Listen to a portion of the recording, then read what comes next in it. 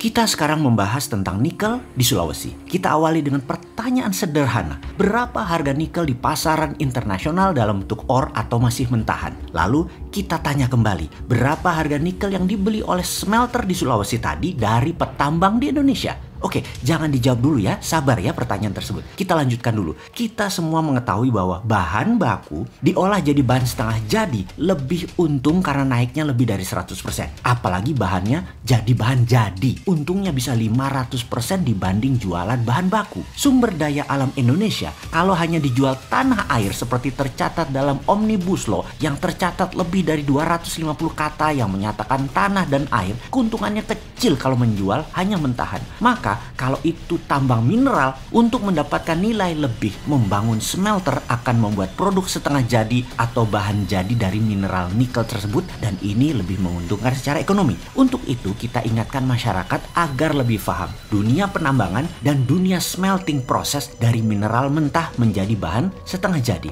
Kita ambil contoh tidak nikel dulu ya, sabar ya, tapi sebuah perusahaan yang dikatakan smelter dalam tanda petik di Gresik yang memproses 1 juta metrik ton per tahun koper konsentrat dari Freeport. Kita juga harus ingatkan satu lagi, Freeport itu tambang tembaga, copper mining. Yang bilang Freeport itu tambang emas iku sopo? Mana emasnya? Lah yang diekspor koper konsentrat kok, yang dihasilkan koper tembaga. Jadi Freeport tambang tembaga karena hasil yang didapat dari pajak negara saat ini adalah mengekspor tembaga. Wes, rausah kakeran takon ya. Wes, kita lanjut. Sekali lagi, Freeport adalah tambang tembaga. Tambang ya bukan manufaktur, bukan pabrik, bukan smelter. Pabrik, smelter bukan ranah penambangan atau pertambangan, tapi ranah industri. Jadi smelter itu adalah industri. Smelter adalah pemrosesan mineral mentah menjadi bahan jadi atau bahan setengah jadi. Kembali ke benda yang dikatakan pabrik di Gresik yang katanya smelter untuk koper konsentratnya Freeport. Diproseslah koper tadi jadi anoda slime dan ini diekspor ke Jepang. Oke, sebentar ya, biar paham lebih detail lagi. Anoda slime tadi apa sih? Kok nggak diteruskan prosesnya? Kok nggak di refining? Maka jawaban saya sebagai orang yang baru 20 tahun main di dunia smelter dan pertambangan adalah ya memang bukan smelter itu pabrik, hanya blister doang, misain impurities atau mineral yang tak berguna menjadi bentuk anoda slime. Yang mana ketika dikirim ke pabrik di Jepang, anoda slime tadi diurai sampai proses refining atau pemurnian, barulah dimanufaktur di Jepang tadi. Keluarlah produk akhir yaitu emas, platinum, bahkan ada uranium. Yang mana ketika dikirim ke pabrik Jepang, anoda slime tadi diurai dari 1 juta ton terdapatlah 20-40 ton per tahun emas. Platinum antara 10-15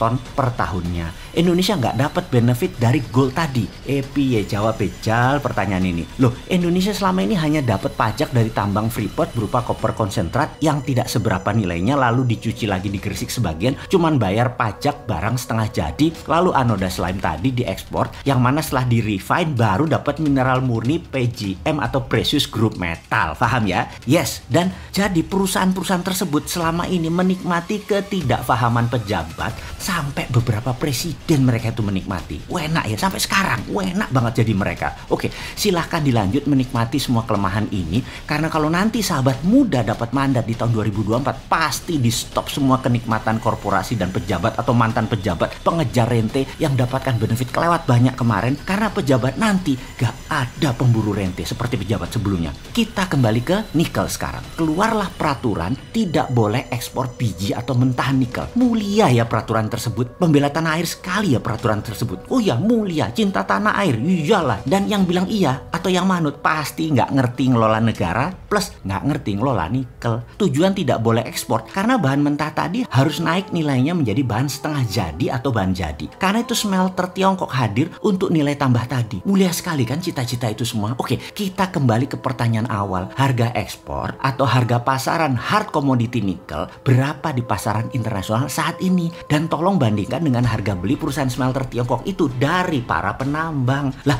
kok lebih murah harga beli smelter Tiongkok tadi dibandingkan harga internasional? Kalau gitu kita ekspor saja. Oh, tidak boleh. Sudah dikunci dengan aturan undang-undang yang disahkan DPR, wakil rakyat loh yang mengesahkan. disahkan atas usulan pemerintah. Sekali lagi, wakil rakyat yang mulia dan pejabat yang mulia yang mengatakan untuk rakyat memutuskan ini tidak boleh ekspor mentah nikel. Walaupun harga internasional lebih mahal, harus dibeli perusahaan lokal Indonesia, tapi pemiliknya si Tiongkok. Jadi inilah yang terjadi saat ini di dunia penambangan nikel. Semoga saya salah lagi di dalam menganalisa, karena bener deh, jangan sampai ada yang komentar sebegitu bodohnya pejabat negara dan wakil rakyat atau pura-pura bodoh. Toh rakyat tidak paham.